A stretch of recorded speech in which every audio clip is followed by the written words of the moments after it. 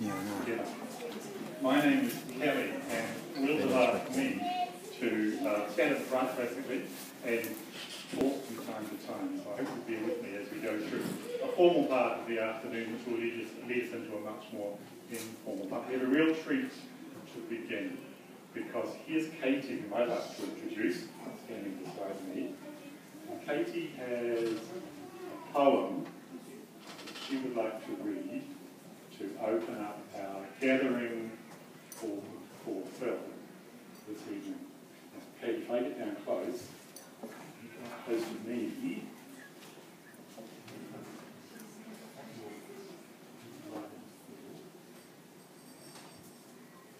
This is a story about Uncle Phil.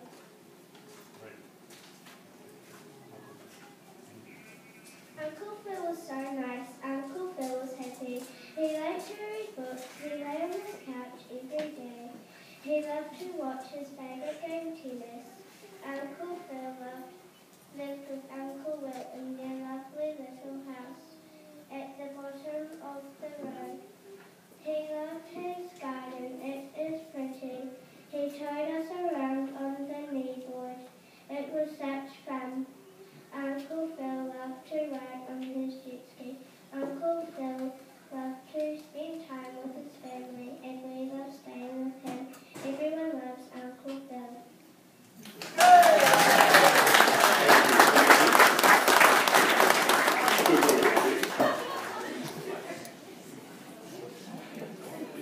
Good word. Phil's niece Kate. Now it leads into the first anecdote that Will has offered me to share with you, and that is that Phil adored children. He was impressed by families that were as happy as his own. And he was particularly happy in the family of Howard and Rose and their 4 beautiful children. Now, he was babysitting for them one night, and Phil had a life-altering experience. For those of you parents, it may be that the rest of the story doesn't seem very surprising. Remember here, we had a delegated in loco parentis. 4 beautiful children. Halfway through the evening, Phil's babysitting. He realises there are 3. He started the evening with 4. A search through the house, heart-pounding, frantic. Beautiful child number 4 turns up, asleep in a kitchen cupboard. It's a fitting tribute to Phil's care. His care for and about young people, that 2 of those children have offered to play a piece for Phil today. Let me introduce Jasmine and William.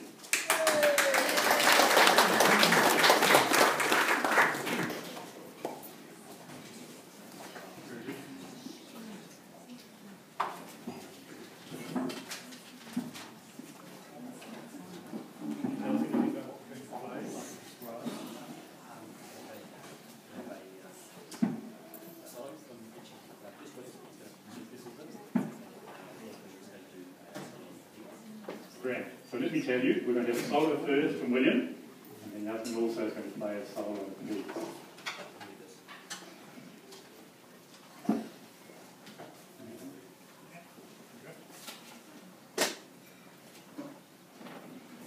This is for Phil. Phil was our babysitter. He was very kind.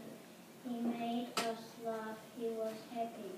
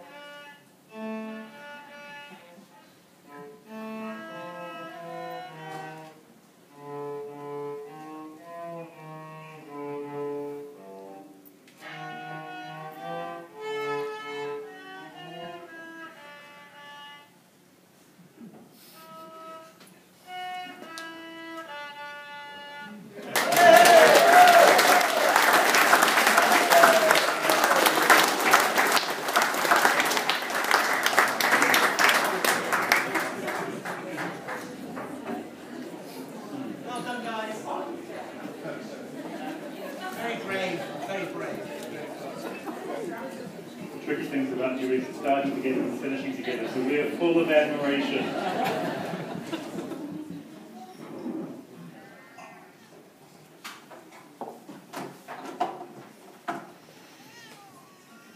Now, around the room, and also circulating for you on the screen, are photos that come from various sources, Will says. But there are three interesting points. Will had 405 photos of Phil on the computer. Phil hated having his photo taken. Of the 405 pictures, Phil is smiling in 12. Will would love it if you take one of those 12 smiles home with you. And that's why the photocopies are ready for you to take on the table. Now, I can introduce two more musicians for you. Megan Kingsbury, who's Will's niece, and a friend of Will's from Invercargill, Graham Walker, Graham Waller, and come to play. Welcome, and we'll enjoy hearing. Thank you.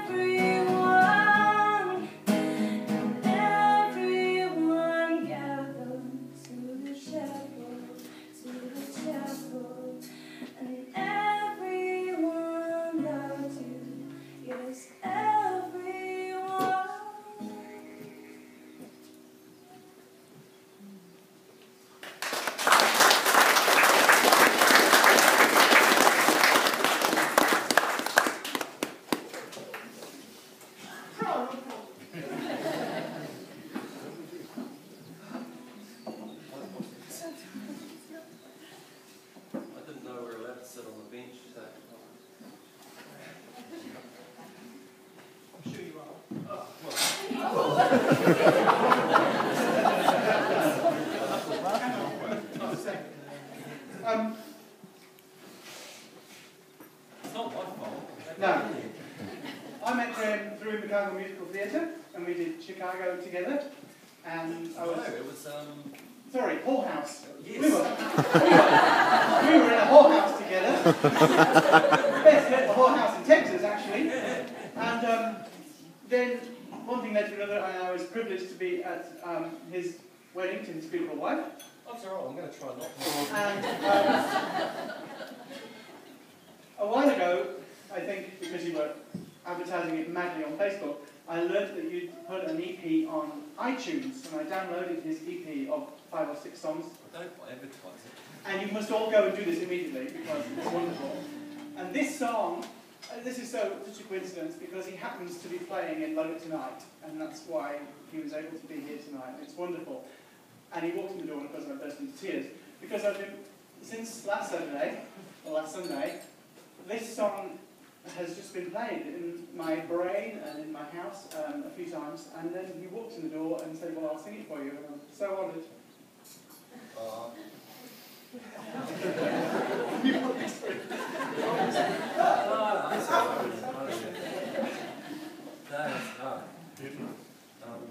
Yeah, this is called Upside Down.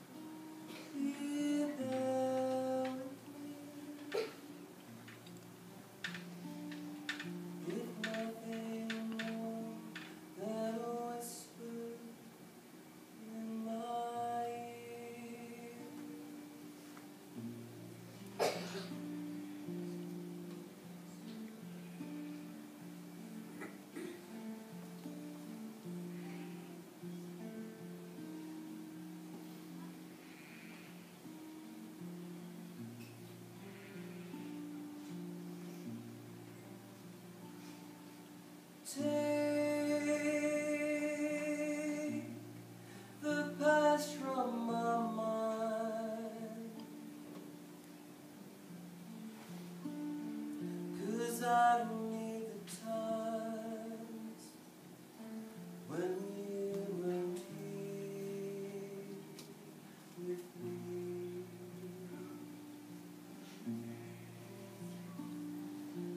Tell me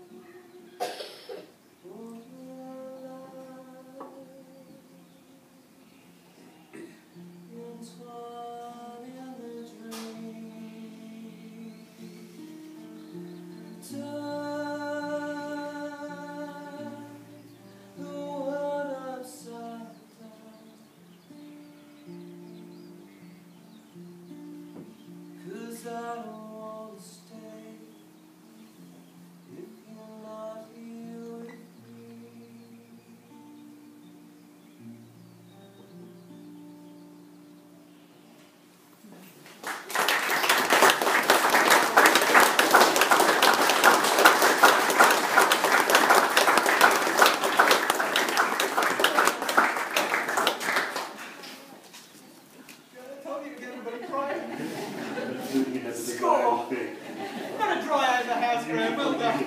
Beautiful. Jesus, that's good.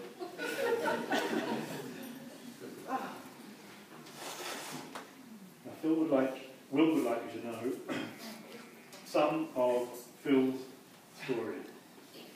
Phil was born on the 22nd of January 1976 at Invercargill Hospital. He went to Gorge Road School, and there's at least one person from Gorge Road School who's here this afternoon. And Phil had lots of sisters and lots of and he also went to Cargill High School. Phil's year as an exchange student in Sweden was a turning point in his life, and the beginning step in many later and extensive travels. When Phil returned from Sweden, he studied pre-trade carpentry in Christchurch, and he worked at the Christchurch casino, where he made some lifelong friends. A wild time, is how it's described, a wild time followed, living in a caravan in Queenstown with his cousin Hannah. And then came the big OE, which kept Phil away from New Zealand for the next 7 years. Phil's the only person whom Will knows of who has been to 39 American states and to every country in Europe. And it was in London that Phil met Will. Will met Phil. Phil, Will, Phil. And a lifetime of name confusion began. Will describes a night out in London, watching some unfortunate cabaret act, something tragic, when his attention was diverted by an irresistible pair of sparkling eyes. And they were surrounded by the longest eyelashes he had ever seen. On a visit to Will's house 3 weeks later, Phil arrived with everything he owned. And Phil and Will started their journey together. Phil was a consummate salesman, and a letter which we have to read shortly. I did put it in the email. A letter to be read soon is a great example of the effect that Phil could have. He worked for the world's most expensive magazine. He sold big screen advertising at the Milan Motor Show, and eventually, after he'd been made redundant from a newspaper, he poached some of their staff and he set up his own publishing company. Phil & Co. Limited was a name that Phil had created as a child for the company that he would one day own. Here was a man who knew where he was going. Phil published a monthly newspaper, and 60,000 copies were distributed nationally to pubs and clubs throughout the UK. One result of the 9/11 disaster was a drop in advertising revenue, and that was the end of Phil's publishing business. But from advertising to timber and sheds, and then on to building materials, and finally diamonds and jewellery. What more could a girl ask for? Phil could sell anything to anyone, and he saw opportunities everywhere. It was just a chance conversation with Michael Hill's PA on a plane trip that started him on that last career in jewellery. Now, in a paddock outside Invercargill, Phil and Will designed and built their dream home after renovating their first 2 houses together. At this stage, Phil noticed that Invercargill had no billboards, so he invested $6,000 for a consultant to write a planning application for several sites around the city. This was approved, and a new business was born. However, Phil couldn't resist the huge cheque that he was offered the next day for the rights to the billboard, and it was sold. It left Phil with the biggest smile of contentment that Will had ever seen. Think of that big smile as you drive past the billboards of SIT and Invercargill. Phil had great respect for driven people, had business skills, who were creative, and people who were ready to share their knowledge with him. Will would particularly like to acknowledge Mary McDowell of Great Southern Timber, and Jason Smith and Huey White of Mighty 10 Mega in Cargill. Phil was motivated, passionate, resilient, tenacious. He had a huge sense of justice and fairness, which was rooted in his sporting upbringing. He was full of life and energy.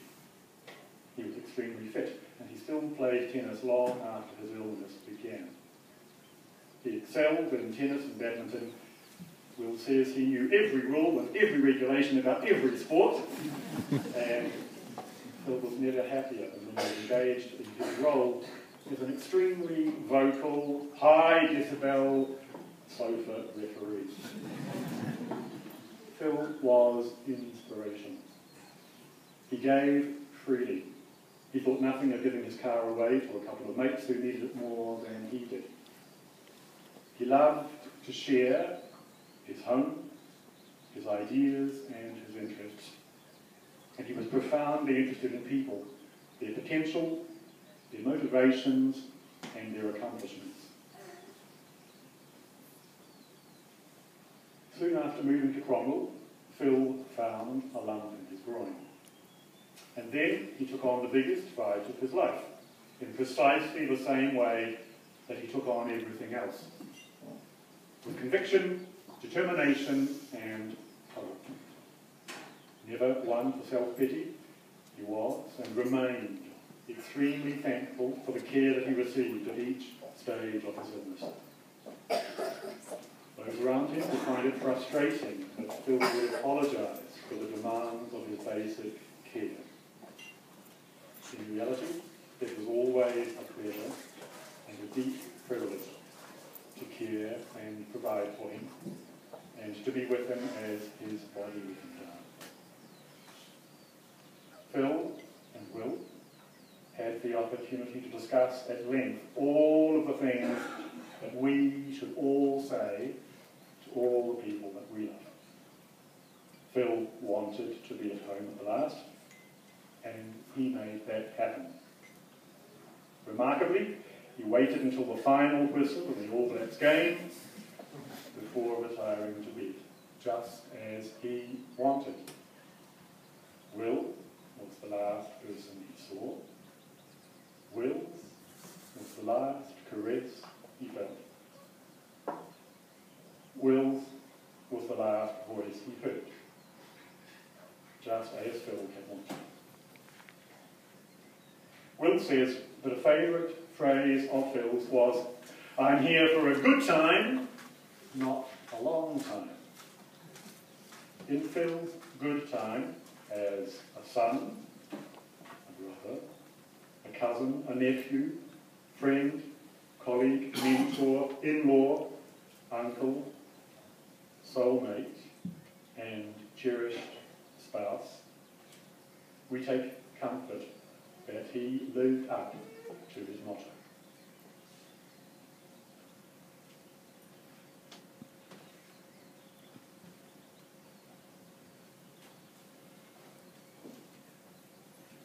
Now, here is a letter from Helen and Bill. Helen and Bill. Sorry, Helen and Bill, but it's really funny. Dear Will, we were deeply saddened to hear the news about Phil. What an amazing person, and wasn't he fortunate to have such a caring person as you, as well as the support team. Since you both arrived in Cromwell, I believe you touched all of us in some way, and we are so very pleased that you made that decision to make this place your home. I remember vividly the day we met Phil in the shop where Mighty 10 had their stuff. They were selling at bargain prices. All we wanted was an outside sofa.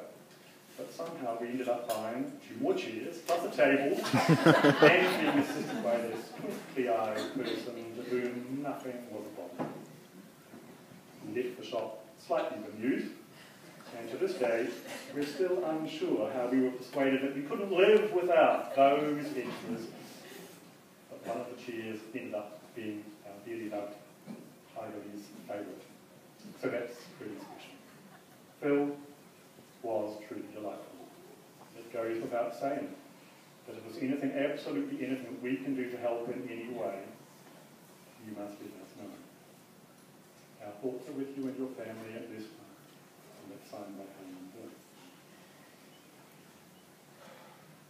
Now Phil apparently hated the wasteful concept of money that was spent on funeral flowers. Instead, he hoped that those of you who are here today, gathered for him, would put that sort of money towards giving a Kiwi student the same awesome experience that he had during his own school days exchange in Sweden. So, on the table near the door, there's a little timber case. Please give generously in Phil's name. Apparently, he preferred high denomination banknotes, especially pink ones. Cheques are also welcome, and you could make a cheque out to the Cromwell Rotary Club, and they will manage this exchange fund.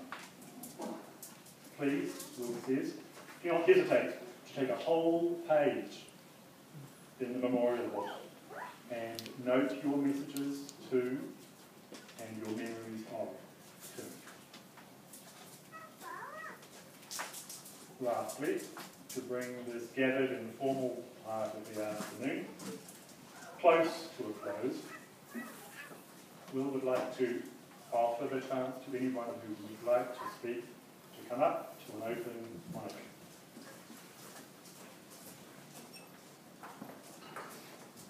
I think I can just about manage a thank you to Kelly for doing what I should have done, but there's no way I'll get through it. Thanks, Kelly.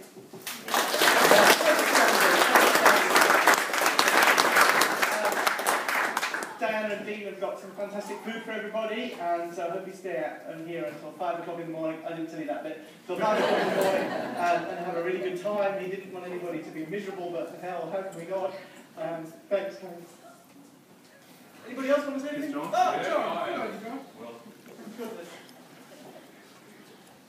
I just want to speak on behalf of Cromwell Rotary.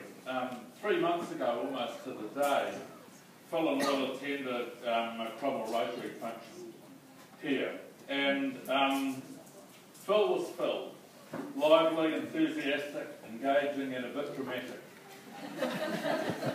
But the thing we noticed was what an incredibly wide range of people wandered over to say hello to him. A host of people. It was Rotary, so people were in various stages of decrepitude. It was a social event, so people were in various stages of inebriation. But they trailed past his chair and talked to him, and I think he must have had that gift of making people feel important and happy all of his life. We knew Phil also as Will's partner, and of Will's love for Phil there was never any doubt. Well, we saw it expressed in so many ways here, and I want to say on behalf of your fellow Rotarians, Will, how admiring we are of the grace and courage with which you've conducted yourself in circumstances where you must have felt gutted and like tearing your hair out. Well, metaphorically anyway. One of the things that Cromwell Rotary has to thank Will and Phil for was the initiative around doing up a room in Ward 8C in Dunedin Hospital. Phil had spent a few days and weeks there on and off in one of a fairly tired little bedroom with a fairly minimal range of entertainments, and they got to think that it would be great to raise some money to upgrade the television, upgrade the bed so that there was much more freedom to move it around as you wanted. And with Will and Phil as joint drivers, that project went ahead. And in fact, we've raised so much money that we're now looking at redoing a second room. It's great that that Phil and you have decided that supporting a student to go overseas is a nice way to mark this stage, and we'll be delighted to manage that. So, yeah, well, our admiration to you, and we've got so many fond memories of Phil. Thank you.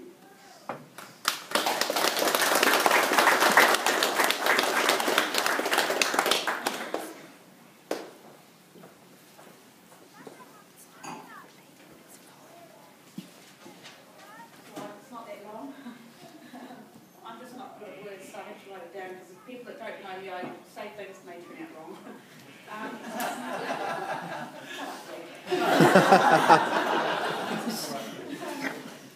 I first met Will and Phil through Will's involvement through Fine Time Theatre Company. I was quickly drawn to Phil's personality, and I thought, here's a guy I could get to become a friend with, and I certainly did. And he was a good friend to me. Keep going. Phil and I shared many times sitting and chatting about every event that was happening in our lives at that current time, including our ups and downs. I'm glad I never knew him in his sporting days, as I'm not don't like to be beaten, and no doubt he would have beaten me on that damn tennis court.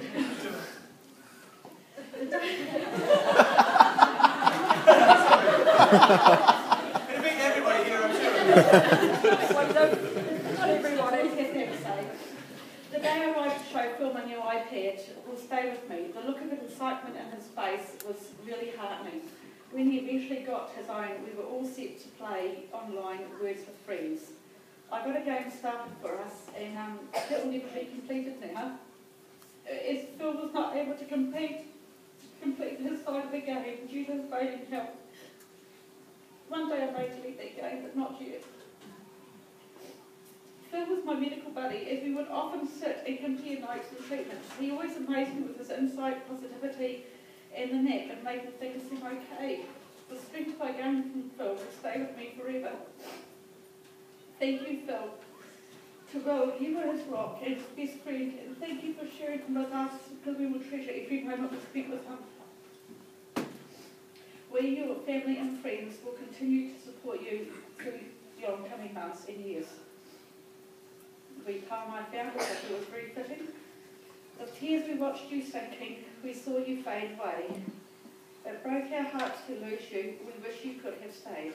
But when we saw you sleep, so peaceful, free from pain, we would not wish you back again, to suffer through that again. So rest in peace, my friend Phil, you deserve it.